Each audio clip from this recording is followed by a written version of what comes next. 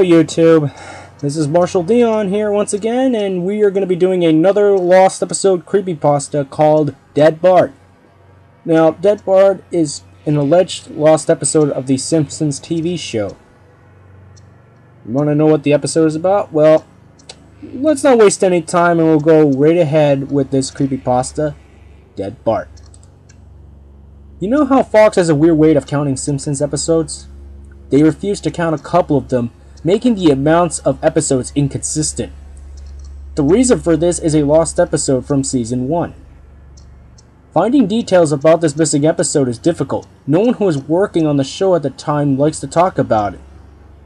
From what has been pieced together, the lost episode was written entirely by Matt Groening. During production of the first season, Matt started to act strangely. He was very upset, seemed nervous, and morbid. Mentioning this to anyone who is present results in them getting very angry, forbidding you to ever mention it to Matt. I first heard of it at an event where David Silverman was speaking. Someone in the crowd asked about the episode, and Silverman simply left the stage, ending the presentation hours early. The episode's production code number was 7G06. The title was Dead Bart. The episode labeled 7G06, Moaning Lisa, was made later and given Dead Bart's production code to hide the latter's existence. In addition to getting angry, asking anyone who was on the show about this will cause them to do everything they can to stop you from directly communicating with Matt Groening. At a fan event, I managed to follow him after he spoke to the crowd and eventually had a chance to talk to him alone as if he was leaving the building. He didn't seem upset that I followed him, probably expected a typical encounter with an obsessive fan. When I mentioned the lost episode, though, all color drained from his face and he started trembling. When I asked him if he could tell me any details, he sounded like he was on the verge of tears. He grabbed a piece of paper, wrote something on it, and handed it to me. He begged me never to mention the episode again. The piece of paper had a website on it. I would rather not say what it was, for reasons you'll see in a second. I entered the address into my browser. I came to a site that was completely black, except for a line of yellow text, a download link.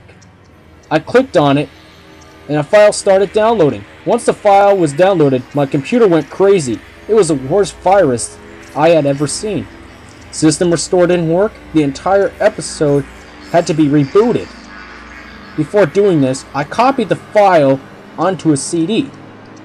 I tried to open it on my now empty computer, and as I expected, there was an episode of The Simpsons on it.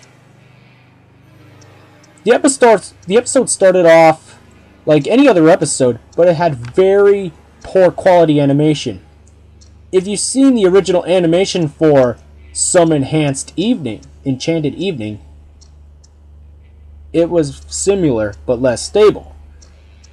The first act was fairly normal, but the way the characters acted was a little off. Homer seemed angrier, Marge seemed depressed, Lisa seemed obnoxious, and Bart seemed to have genuine anger and hatred toward his parents. The episode was about the Simpsons going on a trip. Near the end of the first act, the plane was taking off. Bart was falling around as you expect. However, the plane was about 50 feet off the ground. Bart broke a window on the plane and was sucked out. At the beginning of the series, Matt had an idea that animated style of the Simpsons world represented real life and that death would turn things more realistic. This was used in this episode. The picture of Bart's corpse was barely recognizable. They took full advantage of it not having to move and made an almost photorealistic drawing of his dead body.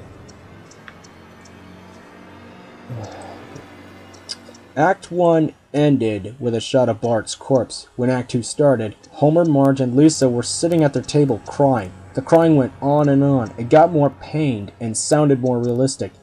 Better acting than you would possibly think. The animation started to decay even more as they cried, and you can hear murmuring in the background. The characters could barely be made out. They were stretching and blurring. They looked like deformed shadows with random bright colors thrown on them. There were faces looking in the window, flashing in and out, so you were never sure what they looked like. The crying went on for all of Act 2. Act 3 opened with a title card saying 1 year had passed. Homer, Marge, and Lisa were skeletally thin and still sitting at the table. There was no sign of Maggie or the pets. They decided to visit Bart's grave. Springfield was completely deserted as they walked to the cemetery. The houses became more and more decrepit.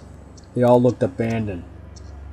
When they got to the grave, Bart's body was just laying in front of his tombstone, looking just like it did at the end of Act 1. The family started crying again. Eventually, they stopped and just stared at Bart's body. The camera zoomed in on Homer's face. According to summaries, Homer tells a joke at this part, but it isn't audible in the version I saw. You can't tell what Homer is saying. The view zoomed out as the episode came to a close. The tombstones in the background had the names of every Simpsons guest star on them. Some that no one had heard of in 1989. Some that haven't been on the show yet. All of them had death dates on them. For guests who died since, like Michael Jackson and George Harrison, the dates when they would die were when they died. The credits were completely silent and seemed handwritten.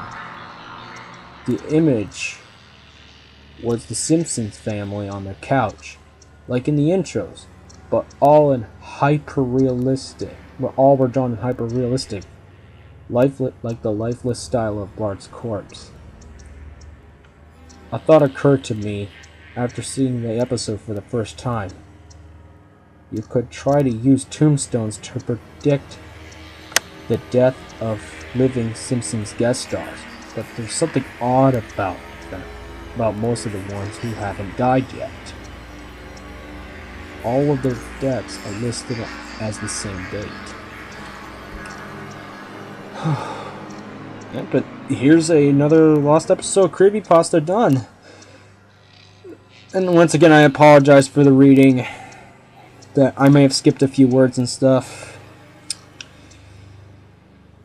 But this was one of the pioneer lost episode creepypastas, like Squidward's suicide, and it did use some hyperrealism in this episode.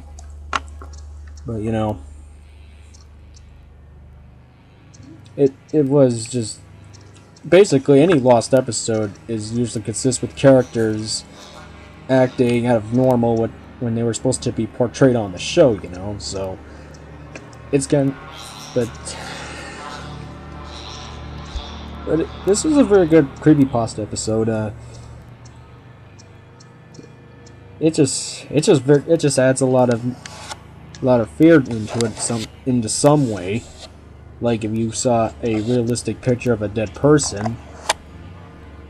And of course, another thing that really kind of catches me is that there were guest stars on the episode for, sorry if I keep screwing up like this. Anyways, as I was saying, the guest stars for every Simpsons episode it said that had graves on them that had the same date when they died. And that's kind of a part that I think might have been put in a little bit, just to add a little bit of a scare into it or something. But anyways, I'm gonna stop recording now, and before I end up making a big mistake. All right. So I'll be going to be doing another creepypasta very soon, alright? So, anyways, this is Marshall Dion signing off for now.